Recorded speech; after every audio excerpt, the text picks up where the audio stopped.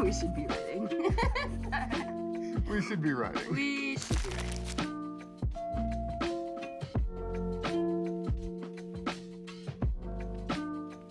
Hello everybody, welcome back to, well I guess at this point it should just be called I Should Be Writing, and I should.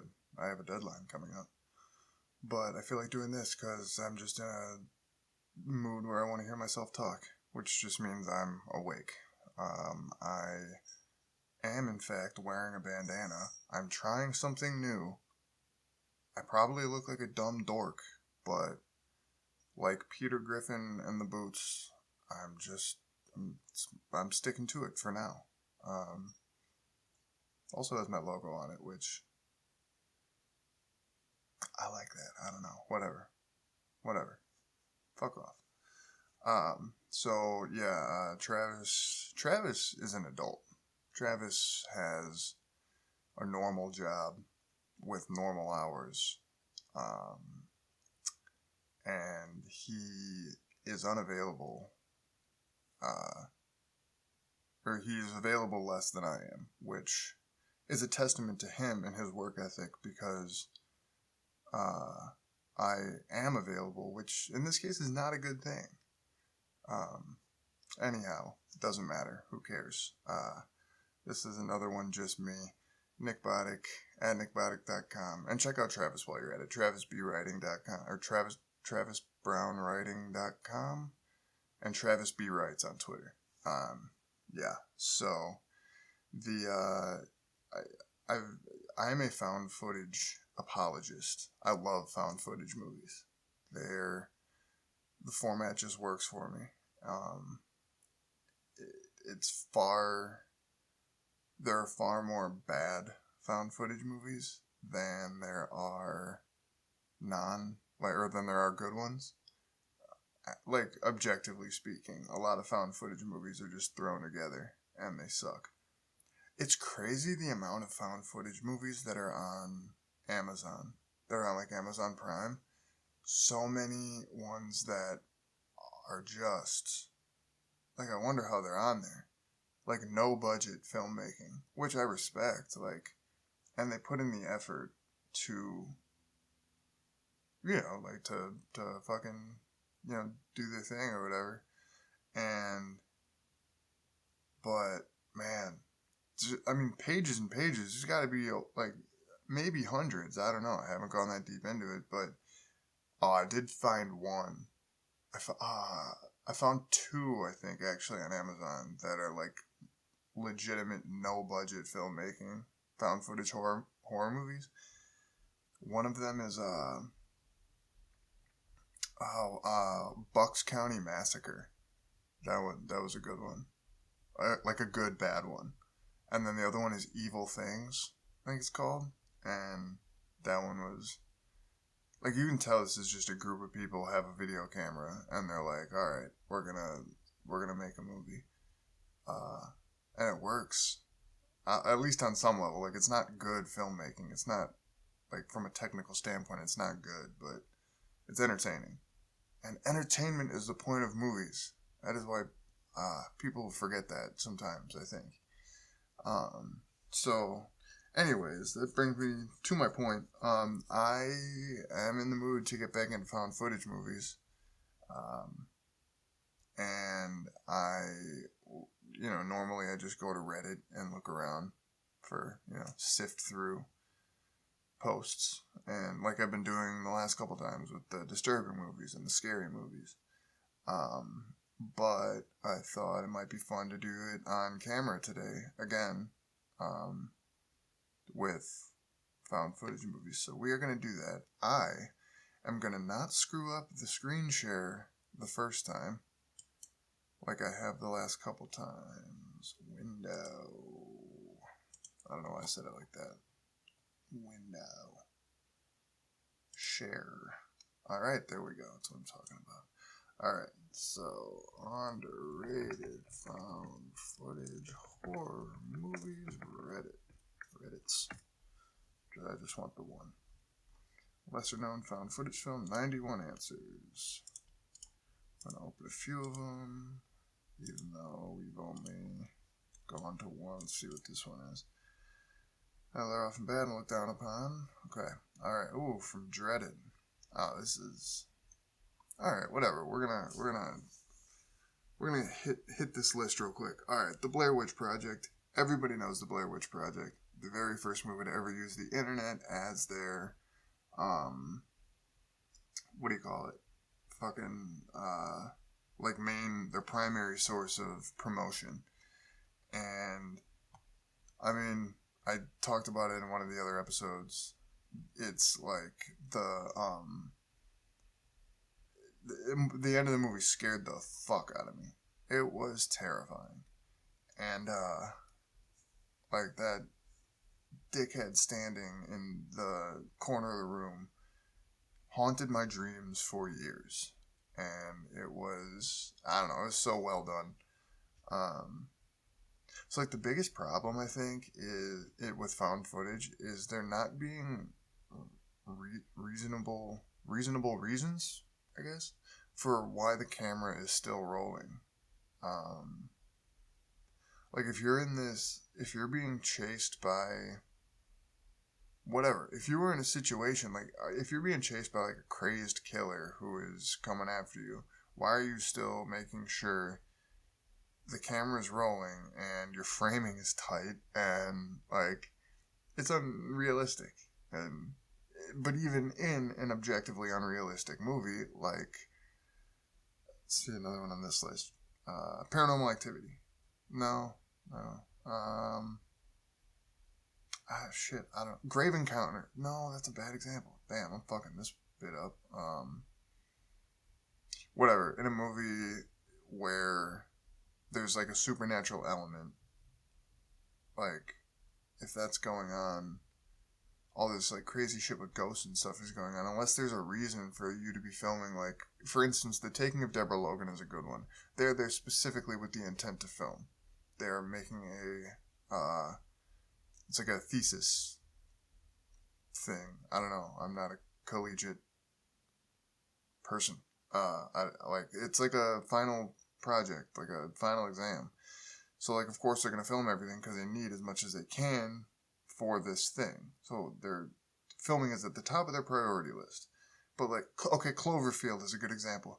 You have a fucking kaiju stomping through the streets of New York, and all these people are worried about is filming it.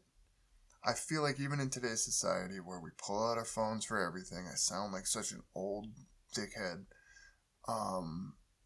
Like back in my day kind of thing. But like nobody in Clover, like even today with our phones being so prevalent, people would just be running, trying to get out of New York, trying to get away from this giant Godzilla-esque monster. And not, like, it's stupid. Cloverfield was good, though.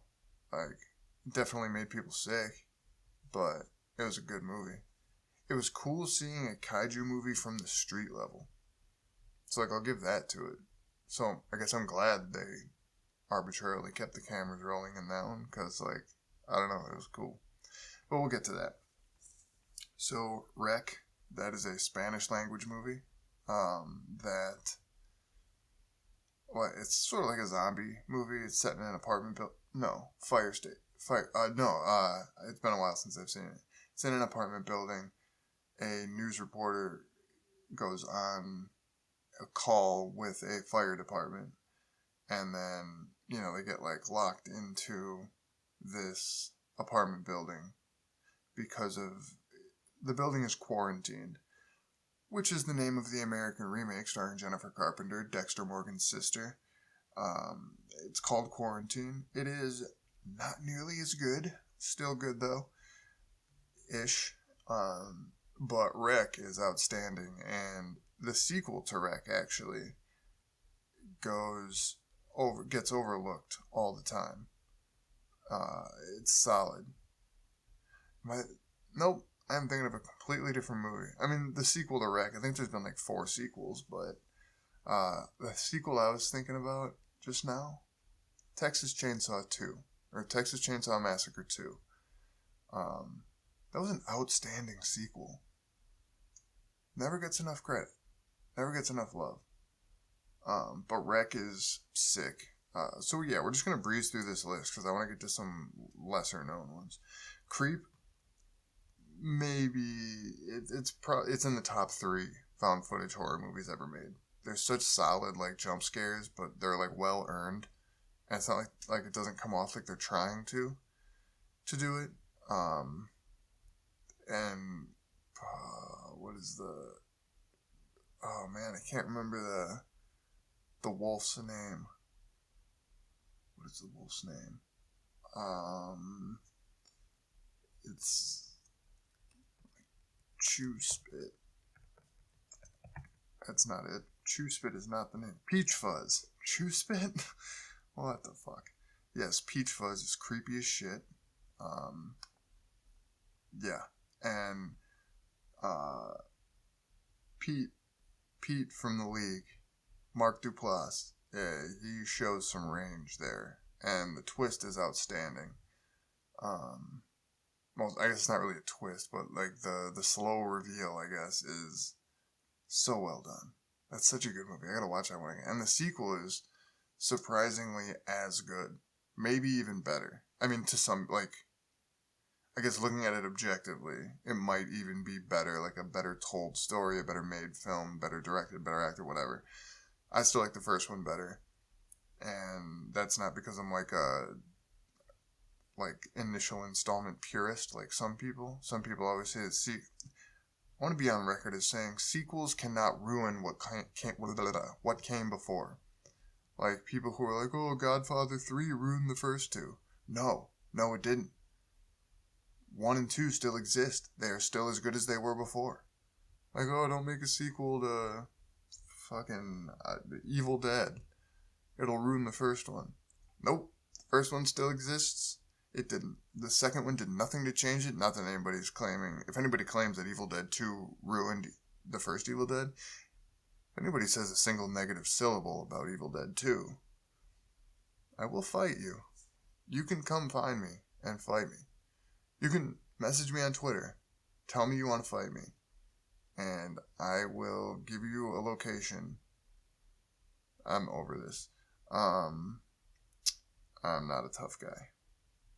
For the record, you'll beat me up for sure. As Above, So Below is so good. That's one of the better found footage movies. And it's actually my go-to movie. Like, if I ever can't find something to watch, As Above, So Below. I think it became that because, so I do pay for all my content. I have like subscriptions to like Netflix, Disney Plus, HBO Max, Hulu, Amazon, all that shit. But I also download everything. I torrent everything because I want to be able to watch stuff even if like the internet goes out or I lose power.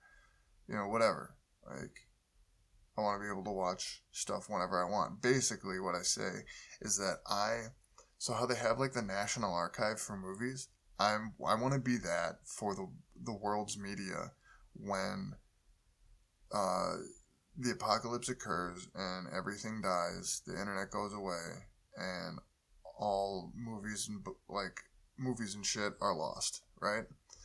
So right now I have just upgraded a little bit, 36 terabytes of space, of hard drive space. A good amount of that is full. And I have, I think, 3,000 movies, 80,000 episodes of 40,000 episodes of television. That's a lot. 110,000 issues of comics. All, am I incriminating myself? All legally downloaded and saved. Yeah. Whoops. That was dumb. Not gonna cut it out though. No one's listening to this shit anyway. Hell House LLC is. Oh yeah, no. I was gonna say about As Above, So Below. I think the reason it became my go-to movie is because usually when I can't find something to watch, I'm like, all right, I want to watch something scary because I'm a horror guy, and As Above, So Below. Starts with an A. It's right near the top of the list. It's one of the first ones I see, and it always caught my eye, and I always liked the movie, so that's why it became my go-to, by the title, putting it near the top of the list in the alphabet. Hell House LLC. Truly, but probably the scariest found footage horror movie ever made, in my opinion. It's fucking terrifying. There's so many sequences in that movie that, like, that's a movie where they have a reason to continue filming. And it is a good, legitimate reason.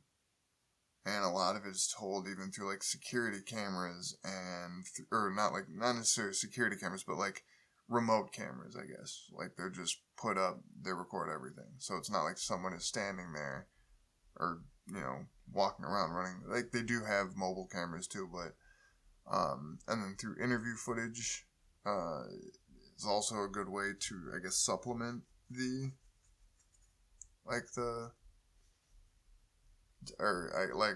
go around the why would anyone still be filming kind of thing.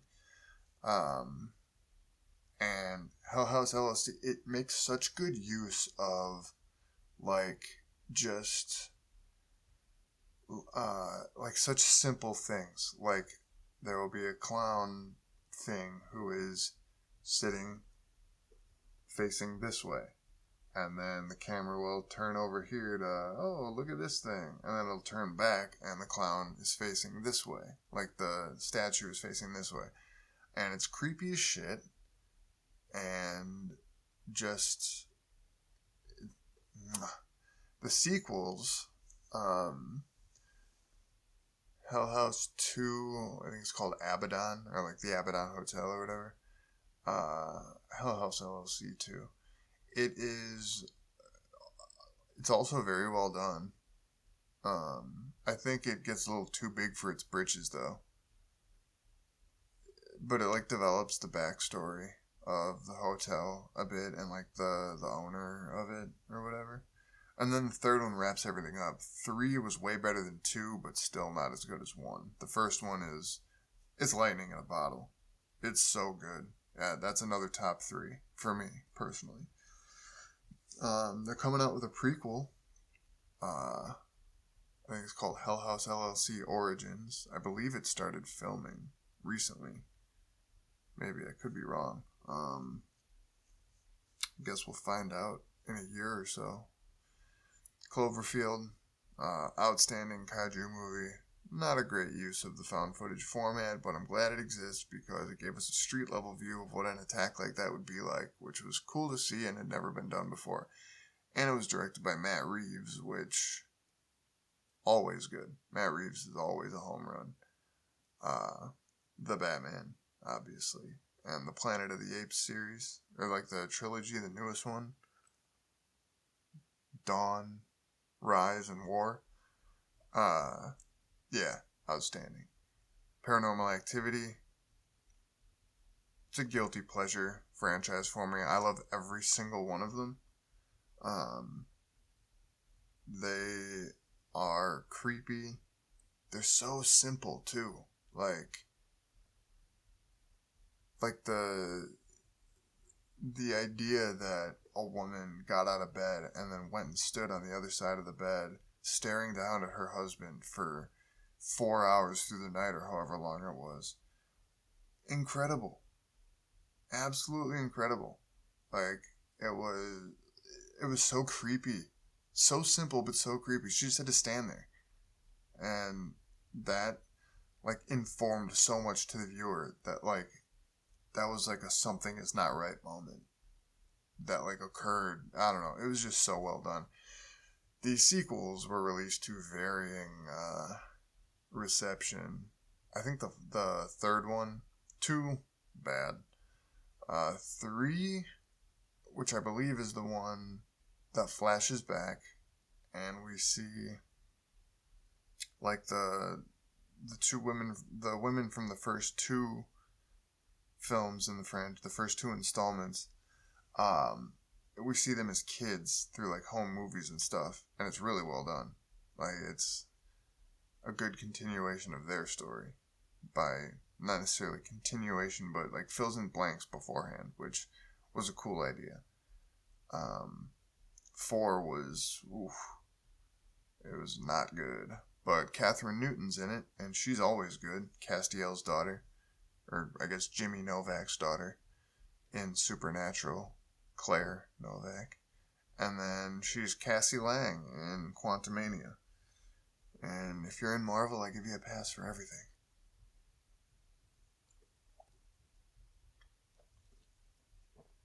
Excuse me. The Taking of Deborah Logan. Awesome. I love that one. The woman in that is, or like the woman who plays the titular Deborah Logan, does an amazing job. She is so creepy. Like equal parts like innocent and creepy. And she just crushes it. Yeah, that's one I don't want to give too much away on. Like, that's the one I was talking about before where they are filming for like a thesis statement film project thing. What We Do in the Shadows is brilliant. Taika Waititi, people are kind of, seems like people are kind of souring on Taika Waititi, but the man is a comedic genius. That's all there is to it. He has such a good nose for comedy. I think it's best exemplified. Like he shows it well in Thor Ragnarok, less so in Thor: Love and Thunder, but we won't talk about that. But he shows it best in What We Do in the Shadows. It is fucking hilarious. It's truly one of the funniest movies you'll ever see. I promise. If you're into that kind of humor, you'll love it. VHS was I think kind of what got me into found footage. Like, I'd seen found footage movies before that, but VHS really kind of opened the door for me in terms of, like, what the genre had to offer. It's a series of vignettes not really connected to each other, but they're all connected narratively. Like, there is kind of a framing device for why all these movies are put together. But, like, they're creepy, they're funny, it's just so good. It's one you have to see to really appreciate. Because it's impressive what these people do, how they tell a story in 8 minutes, 10 minutes, 12 minutes. Like, it's really cool. And a lot of them were made by, like, there's a kind of I don't know if you call it a subgenre, more of like I guess kind of maybe a movement, sort of. No, I guess it would technically be a subgenre. Mumblecore, which, I don't want to misspeak, so I'm going to look it up. It's, like, there's less dialogue written. Okay, yeah, it is a subgenre of independent film. Naturalistic acting and dialogue. Oh, sometimes improvised. Low budget film production, emphasis on dialogue over plot, and focus on the personal relationships of young adults. Okay, I don't know about all that. The Duplass brothers, Mark and Jay. Mark, of course, of Creep fame and The League, obviously. Yeah. So, Mumblegore. Okay. Mumblegore. Which would be, so like, Your Next is a Mumblecore movie. There's definitely a script, but like, I guess a lot of the dialogue was not written. And a lot of the vignettes in the VHS series are the same way. And they're so good. The second one has my favorite bit.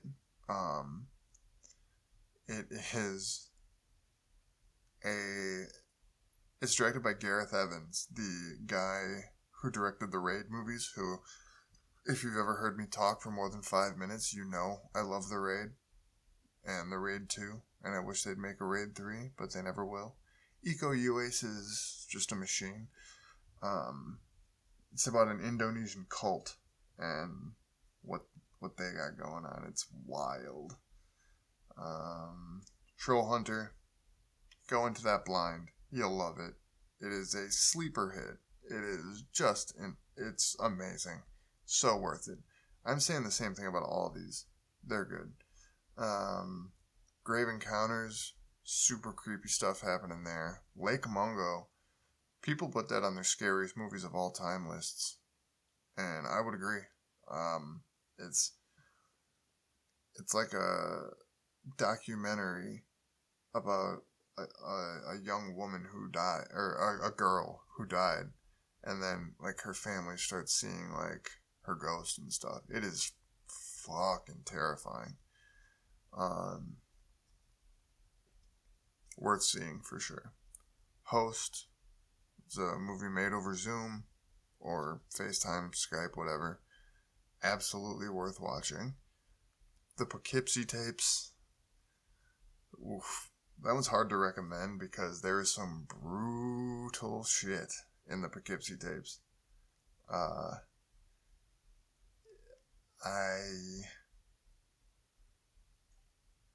That is as uncomfortable a watch as you can get with a semi-mainstream movie, I think. It's like a step above August Underground, a step below Hostel. So, like, not a step below in terms of, like, so, like, Hostel, in terms of gore and, like, brutality, Hostel, Poughkeepsie tapes, August Underground being the worst of them. There are worse than August Underground, obviously, but we're not talking about extreme movies today. Noroi the Curse, super creepy. I believe it's a Japanese movie. Korean? I cannot remember. No, Japanese, I think. Amazing visuals in that one. Just truly terrifying. The Bay, another cool mockumentary style about it's a different one. It's about like a virus outbreak and the response to it, and it's also very well done. The Visit, truly one of the best twists I've seen in a movie ever. I don't know how I didn't see it coming, but that's why Shyamalan is the best at what he does. Already talked about Creep 2, so let's talk about some lesser known ones. The Medium. Oh, Ganjam Haunted Asylum. I don't know The Medium, but Ganjam Haunted Asylum is phenomenal. It's, obviously it takes place in an insane asylum. One that is indeed haunted. And there's creepy visuals, the jump scares are fantastic, and they're well earned. I will never not sing that one's praises. Phoenix Forgotten, I didn't find it very scary, but it's a well-made movie. Fuck me, dude. Ow. Leaving DC. Leaving DC is one of the creepiest sequences I've ever seen put to film. It is when the guy is listening to the audio he recorded the night before and gets to there's like a spike in the audio where he wouldn't have expected there to be one. And it's, no thank you. Let's see if anybody mentions it. That actually scared me a lot. Yeah, I've never felt so anxious as when the guy was scrolling through his night recordings on the computer. When the recording is flat, but suddenly there's a spike. Yes. Like I said. Yeah. Host. The Borderlands, also known as Final Prayer in America. That's another one that is kind of a go-to for me. That has one of the wildest conclusions to a movie I have ever seen. There's almost no words to describe it. You're just like, it's a literally jaw-dropping finale to a movie. Like, I was watching it like looking dumbfounded because it's so, you're just like, what the fuck is it? What am I watching? And does so in a good way. Like it's about these people who, or these two people who work for the church go to investigate like phenomena, and they come to this, this church to either verify or debunk a supposed miracle, and just where it ends up is wild. Yeah. Savage Land is less a found footage movie. Sorry, I keep rubbing my eyes. I've been having some issues. The air quality is terrible right now. Thanks, Canada. And yeah, it's just making my eyes super irritated, so my apologies. So Savage Land is less a found footage movie and more a found photograph movie. And like the pictures cited in the movie are creepy as shit. I know they're just Photoshop or whatever, but they do a really good job of making them look real, like they were taken that night. And the movie details the story of a man who is arrested and convicted of just a bunch of murders over this night, but he is sticking to his story that there was something else there. And it's another mockumentary, and it is so good. That is the other one of my top 3. So probably Creep, Savage Land, and I don't remember the other one. Whatever. Okay, Creep, Savage Land, and another one. As Above, So Below, I think. Grave Encounters. Yeah, Taking Dead Logan, As Above, So Below. Deadstream is... I like Deadstream. I think it's not especially scary. Resolution. This better not be the Benson and Moorhead one. It is. This is not a found footage movie. Resolution is not a found footage horror movie. It is a horror movie in which there are videotapes and stuff, but all told, it is not a found footage movie. And that is I hope people can... Yeah, okay, good. Yeah, good. Someone says, unless there's a different resolution, there isn't found footage. Good. Thank you for doing the work so I don't have to. Exists is so good. I'm not like a huge fan of like Bigfoot or just general cryptid stuff, content, stories, books, whatever, movies, TV shows. And Exists is so fun. The characters are typically annoying as expected, but they're fun. The creature design is actually pretty good for what is clearly a very low budget film. And I would agree, it's very underrated. However, not nearly as underrated as Willow Creek, which is another Bigfoot found footage horror movie. And it has maybe the most intense third act to not even just to a found footage movie, to a movie period that I have ever seen. It's so like heart beating, what is going to happen kind of intensity, and it knocks it out of the park. Bobcat Goldthwait is the director, and I didn't know who he was when I first looked the movie up. He is a comedian, and I am now familiar with him, and I'm a fan. Bobcat Goldthwait is the shit. Yeah, he's amazing. The Tunnel is an Australian movie. It is free to watch, I believe, on YouTube, if they're talking about the same tunnel anyway. It's about a group of people who get stuck in the tunnels beneath Australia, I think, like the subway tunnels, and there's something down there with them, and it is fantastic. Let's see here. Creep and Creep 2. Gave you more.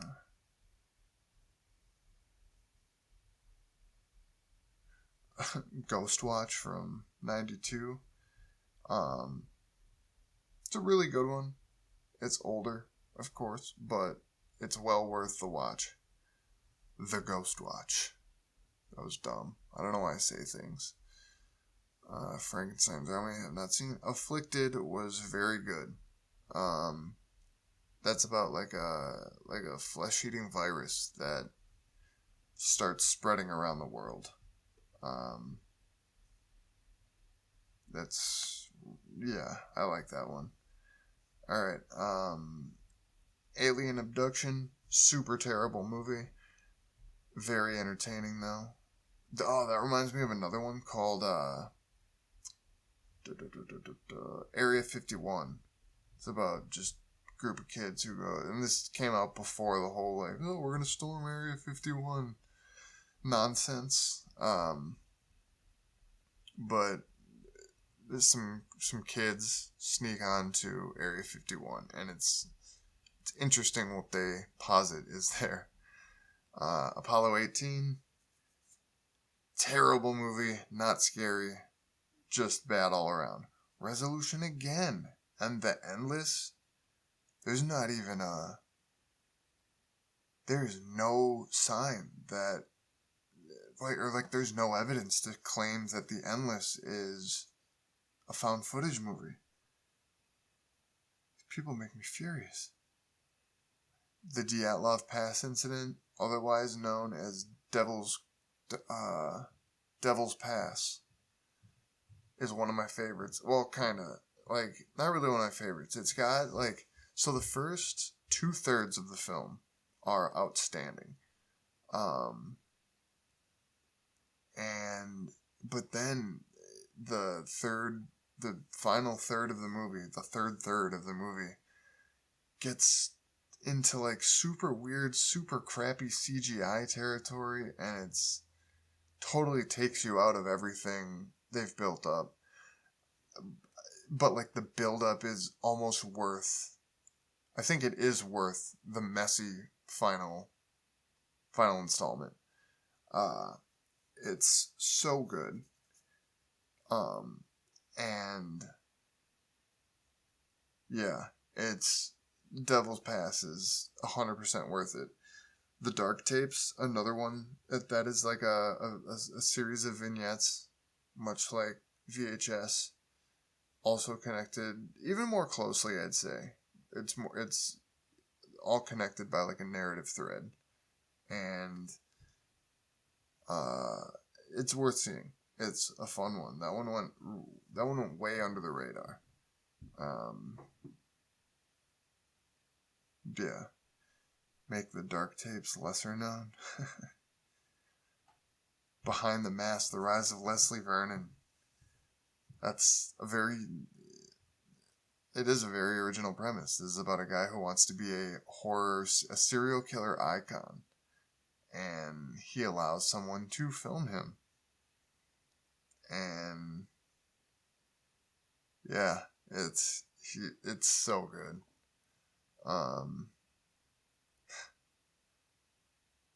I like that one. It's very funny. There's a lot of humor to it. And yeah, that's good. What time are we at? Jesus, 38 minutes? Damn, son. I feel like I'm just ripping through these. I'm so tired again. I need to stop doing this when I get home from work. Butterfly Kisses. That is another one. Going Blind. It's probably the best one of the last 5 years or so. If it came out before then. Wow. I have never heard of any of these.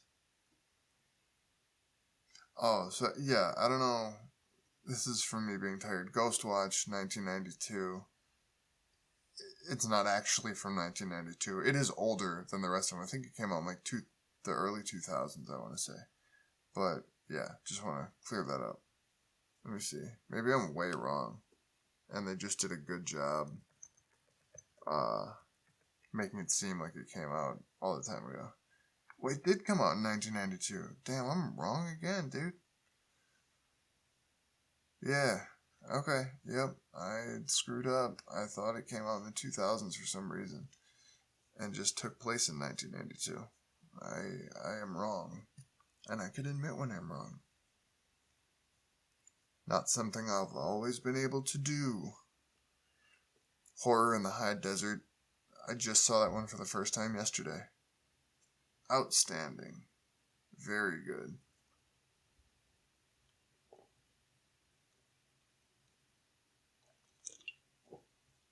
Apparently there's a sequel. I'm going to be watching that one. The Bad Ben series. So, this is a feat of independent filmmaking, and it is one guy who is doing everything.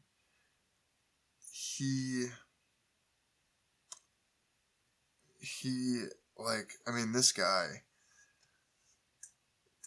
like the comment says here, a Marvel-sized horror universe. I wouldn't quite go that far.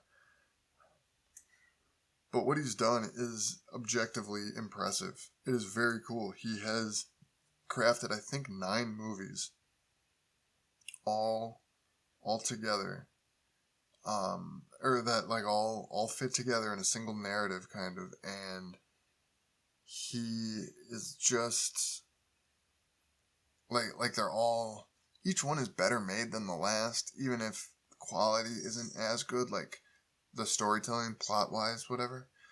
But it is so cool seeing what one person with the drive, determination, and I guess resources to do so can accomplish if they set their mind to it. So whether you like the movies or not, they're worth seeing because of just the sheer determination on screen. It's really cool to see. And either way, I recommend at least the first Bad Ben. And there's a couple later on too, like a couple of the middle, like 5 and 6 are pretty good. Maybe 6 and 7, I don't remember. I haven't seen them all in a while. Lake Mungo, already talked about. Jerusalem, really good, really weird. Be My Cat, a film for Anne. I have not, so like, in my quest to be the person who has all the media during the apocalypse, Be My Cat was the movie that eluded me the longest.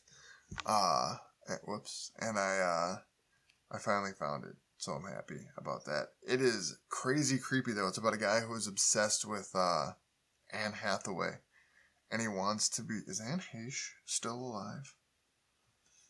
Why did I think she died at some point? Anne Heche. She did die last year, almost a year ago. How did Anne Heche die? If this takes any longer than why is it going to YouTube? What is this nonsense? Whatever. No one cares about this. What am I doing? Come on, Nick Boddick. Alright, yeah, Be My Cat. Yeah, it's about a guy who is obsessed with Anne Hathaway, and he's filming people, or he's trying to, if I remember right, I've only seen it once or twice. He's trying to, I guess, show what he can do as a filmmaker to convince Anne Hathaway to be in his movie, I guess. It's really weird, but it's legitimately creepy what this guy does, and it's one of those that skirts the line between making you wonder if what you're watching is actually like not a movie and it's just real, and it uses that to its advantage for sure. Oh, real quick, I want to say something about a movie called Sandman. It's here I can't, it's like S ampersand man, I think. Not not The Sandman, not the greatest comic book movie or not the greatest comic book series of all time. Not that, I assure you. Sandman found footage. Maybe it's just called, oh, okay, yeah. S ampersand man. Why is my computer going so goddamn slow? Yes, S ampersand man. So Sandman. That is about a guy who is making, he starts, I don't know, it's either submitting or just sharing his own found footage horror movies of him stalking these women, and it's got a bunch of like real life horror people in it, like horror directors, horror icon, like people who played horror icons make cameos talking about this guy, this fictional person's fictional movies, but like they're all like this guy's actually stalking these women, like they think he is, and it's creepy as shit to watch how this guy reacts to these people thinking what he's doing is real, and maybe it is real, who knows? You'll have to watch and find out. Digging Up the Marrow is another one. It's with Adam Green and Ray Wise. Ray Wise is someone everyone should recognize. He played Laura Palmer's dad in Twin Peaks, and he played the devil in a little show called Reaper that was taken off the air far too soon. It was about these two slackers who had to collect souls for the devil, so I don't remember. But it was hilarious, and Ray Wise was a phenomenal Satan. But yeah, Digging Up the Marrow is about a guy who is convinced that underneath the ground, or like underground in this certain spot of whatever state they're in, there are creatures and monsters living, and it's told from the perspective of a special effects guy. He's a real life filmmaker, Adam Green, I think, right? He created the Victor Carver, was that his name? No, whoops. The Hatchet, I think. Was that the movie? And the guy's name is, yeah, Hatchet. Okay. Victor Crowley, that's it. What did I say? I don't even remember what I said. But Adam Green. Okay. And so he plays himself. Or I guess a version of himself maybe. And he starts talking to Ray Wise's character, and they takes him to a place, and in it, they're wondering, is this guy just doing outstanding special effects work, or are these monsters actually real? And it's such a fun movie. Totally worth seeing. Yeah, it's great. Evidence is another one. So a lot of these I actually haven't seen in this list. Yes, no. What the hell? Yes, no, yes. Yes. Okay, I've seen a decent amount of them. Hangman's another good one. Not the Kevin Bacon movie. But Evidence, I believe, stars Steven. What's his name? He played Bill Compton in True Blood. Suki.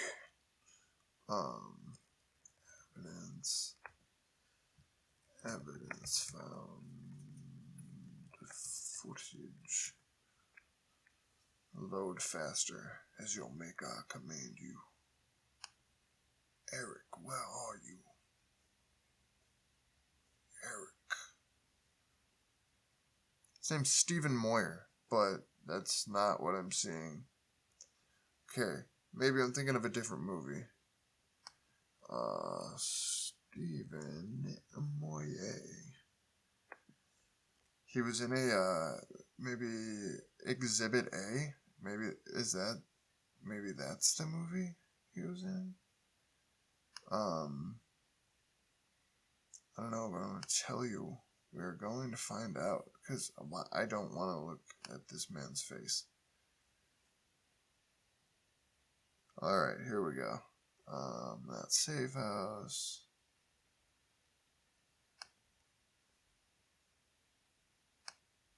We're gonna find it. What the fuck? Dude, holy motherfucker. Yeah, sorry, you all get to deal with this. You get to deal with the mental breakdown I'm gonna have if this fucking bullshit doesn't stop fucking not fucking working.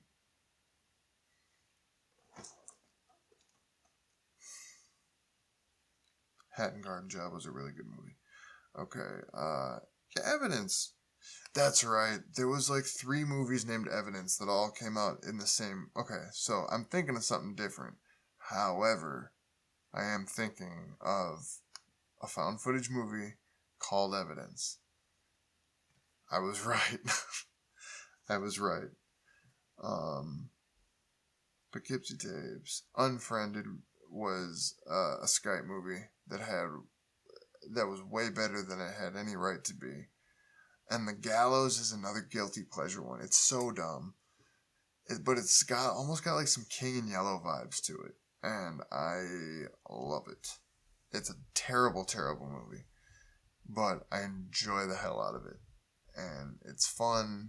And like the main characters are high school kids, so they are annoying little assholes. But they are funny, annoying little assholes. It's worth seeing. It's fun. The sequel, dog shit. Don't bother. Yeah, Horror in the High Desert. Home movie, very good. That's another one going blind. Found footage 3D. Not bad. It sounds like it's going to be terrible. And I think it says that it sounds horrible is actually pretty good. Not on the level of any of the greats by any means, but a strong also ran. I don't know what that means. It was surprisingly good. The director so it's about a group of people making a 3D found footage movie. And the director of this 3D found footage movie is truly one of the most unlikable, despicable fucking characters I've ever seen in a movie in my life. Like, I don't hate him quite to John Kavanaugh as portrayed by Forrest Whitaker in seasons 5 and 6 of The Wire bad. Or The Shield. Not The Wire. The Shield. But he's up there. He is such an annoying... he's misogynistic and I think racist maybe. I don't even remember all of the isms this guy did. Race, sex, ought, I don't know. That was in poor taste. I don't know why I said that. I apologize. Please don't cancel me. I haven't even made it big yet. Please don't. I need this. I'm not even gaining anything from this. I don't know that makes no sense. I don't need this. I want this. I want this. There we go. I want this. Please don't do that. The Houses October Built. We're going to end on The Houses October Built. Alright? Oh yeah, okay. Exhibit A. Super good. So, The Houses October Built. That is like Hell House LLC if Hell House LLC were a road movie.